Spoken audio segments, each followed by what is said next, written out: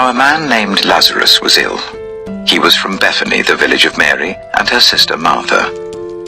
This Mary, whose brother Lazarus now lay ill, was the same one who poured perfume on the Lord and wiped his feet with her hair. So the sisters sent word to Jesus, "Lord, the one you love is ill." When he heard this, Jesus said, "This illness will not end in death. No, it is for God's glory, so that God's Son may be glorified through it." Now Jesus loved Martha and her sister and Lazarus. So when he heard that Lazarus was ill, he stayed where he was for 2 more days, and then he said to his disciples, "Let us go back to Judea." "But Rabbi," they said, "a short while ago the Jews there tried to stone you, and yet you're going back?" Jesus answered, "Are there not 12 hours of daylight? Anyone who walks in the daytime will not stumble, for they see by this world's light. It is when a person walks at night that they stumble, for they have no light." After he had said this, he went on to tell them, "Our friend Lazarus has fallen asleep, but I'm going there to wake him up." His disciples replied, "Lord, if he sleeps, he will get better." Jesus had been speaking of his death, but his disciples thought he meant natural sleep. So then he told them plainly, "Lazarus is dead, and for your sake I'm glad I was not there, so that you may believe. But let us go to him."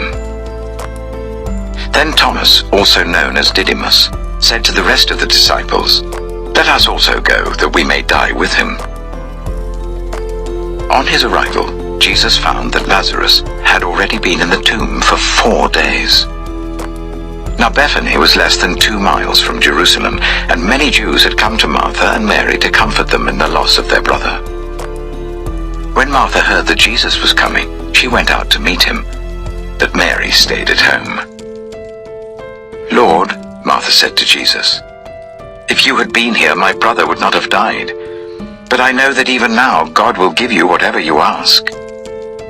Jesus said to her, "Your brother will rise again." Martha answered, "I know he will rise again in the resurrection of the last day." Jesus said to her, "I am the resurrection and the life. The one who believes in me will live even though they die. And whoever lives by believing in me will never die. Do you believe this?" "Yes, Lord," she replied. "I believe that you are the Messiah, the Son of God, who is to come into the world." After she had said this, she went back and called her sister Mary aside. "The teacher is here," she said, "and is asking for you." When Mary heard this, she got up quickly and went to him. Now Jesus had not yet entered the village, but was still at the place where Martha had met him. When the Jews who had been with Mary in the house, comforting her, noticed how quickly she got up and went out, they followed her, supposing she was going to the tomb to mourn there. When Mary reached the place where Jesus was and saw him, she fell at his feet and said, "Lord, if you had been here, my brother would not have died." When Jesus saw her weeping, and the Jews who had come along with her also weeping, he was deeply moved in spirit and troubled. "Where have you laid him?" he asked. "Come and see, Lord," they replied. Jesus wept. Then the Jews said, "See how he loved him." But some of them said, "Could not he who opened the eyes of the blind man have kept this man from dying?" Jesus, once more deeply moved, came to the tomb. It was a cave with a stone laid across the entrance. "Take away the stone," he said. "But Lord," said Martha, the sister of the dead man, "by this time there's a bad odor, for he has been in there 4 days." Then Jesus said, "Did I not tell you that if you believe, you will see the glory of God?" So they took away the stone.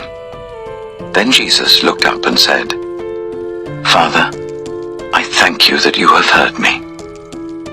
I knew that you always hear me, but I said this for the benefit of the people standing here, that they may believe that you sent me."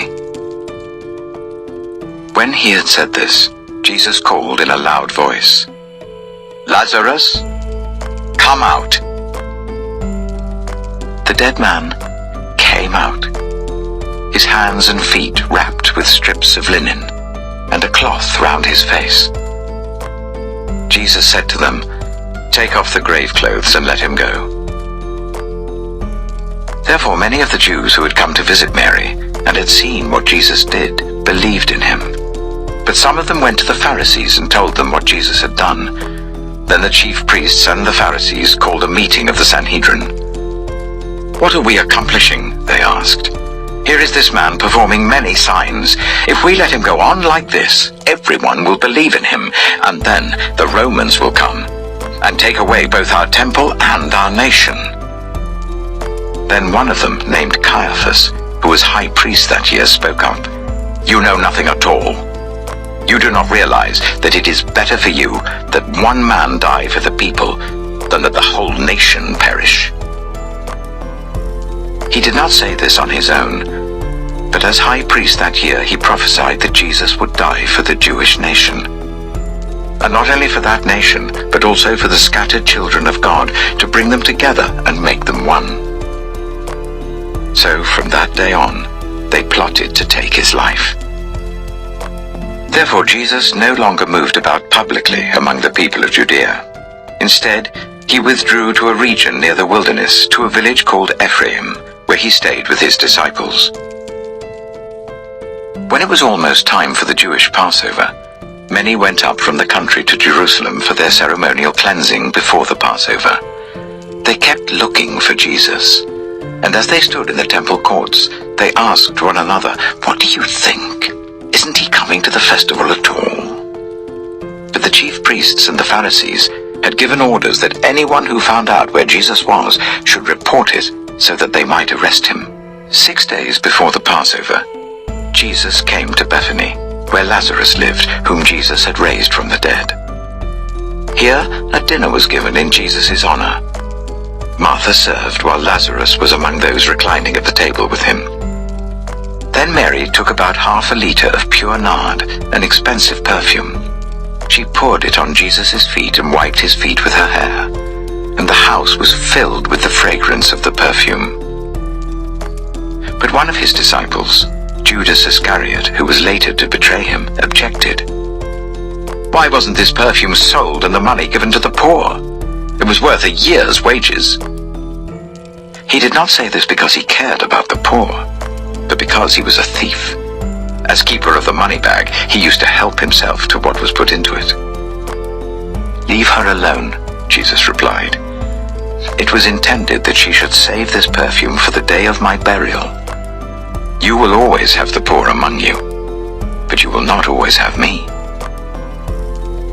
Meanwhile, a large crowd of Jews found out that Jesus was there and came not only because of him, but also to see Lazarus, whom he had raised from the dead. So the chief priests made plans to kill Lazarus as well, for on account of him, many of the Jews were going over to Jesus and believing in him.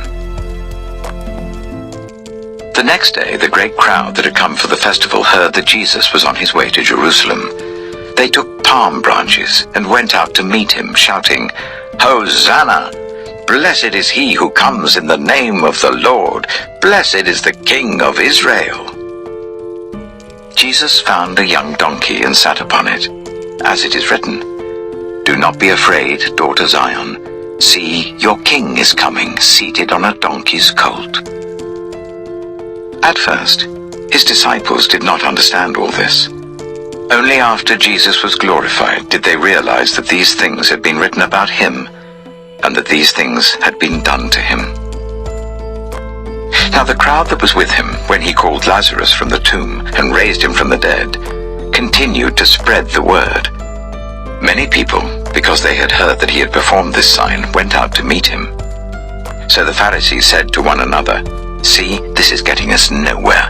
Look how the whole world has gone after him." Now there were some Greeks among those who went up to worship at the festival.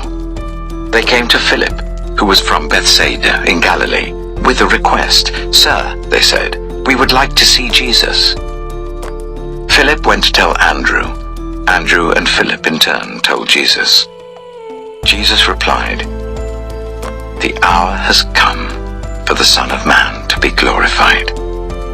Very truly I tell you, unless a grain of wheat falls to the ground and dies, it remains only a single seed. But if it dies, it produces many seeds. Anyone who loves their life will lose it, while anyone who hates their life in this world will keep it for eternal life. Whoever serves me must follow me, and where I am, my servant also will be. My Father will honor the one who serves me. Now my soul is troubled, and what shall I say? Father, save me from this hour? No. It was for this very reason I came to this hour. Father, glorify your name. Then a voice came from heaven. I have glorified it, and will glorify it again. The crowd that was there and heard it said it had thundered. Others said an angel had spoken to him. Jesus said, "This voice was for your benefit, not mine. Now is the time for judgment on this world. Now the prince of this world will be driven out. And I, when I am lifted up from the earth, will draw all people to myself." He said this to show the kind of death he was going to die. The crowd spoke up. "We have heard from the law that the Messiah will remain forever, so how can you say the Son of Man must be lifted up? Who is this Son of Man?" Then Jesus told them, "You are going to have the light just a little while longer. Walk while you have the light, before darkness overtakes you. Whoever walks in the dark does not know where they're going. Believe in the light while you have the light, so that you may become children of light." When he had finished speaking, Jesus left and hid himself from them. Even after Jesus had performed so many signs in their presence, they still would not believe in him. This was to fulfill the word of Isaiah the prophet. "Lord, who has believed our message, and to whom has the arm of the Lord been revealed?" For this reason they could not believe, because as Isaiah says elsewhere, "He has blinded their eyes and hardened their hearts, so they can neither see with their eyes nor understand with their hearts, nor turn, and I would heal them." Isaiah said this because he saw Jesus' glory and spoke about him. Yet at the same time, many, even among the leaders, believed in him. But because of the Pharisees, they would not openly acknowledge their faith, for fear they would be put out of the synagogue, for they loved human praise more than praise from God. Then Jesus cried out, "Whoever believes in me does not believe in me only, but in the one who sent me. The one who looks at me is seeing the one who sent me. I have come into the world as a light, so that no one who believes in me should stay in darkness. If anyone hears my words but does not keep them, I do not judge that person. For I did not come to judge the world, but to save the world. There is a judge for the one who rejects me and does not accept my words. The very words I have spoken will condemn them at the last day. For I did not speak on my own, but the Father who sent me commanded me to say all that I have spoken. I know that his command leads to eternal life. So whatever I say is just what the Father has told me to say."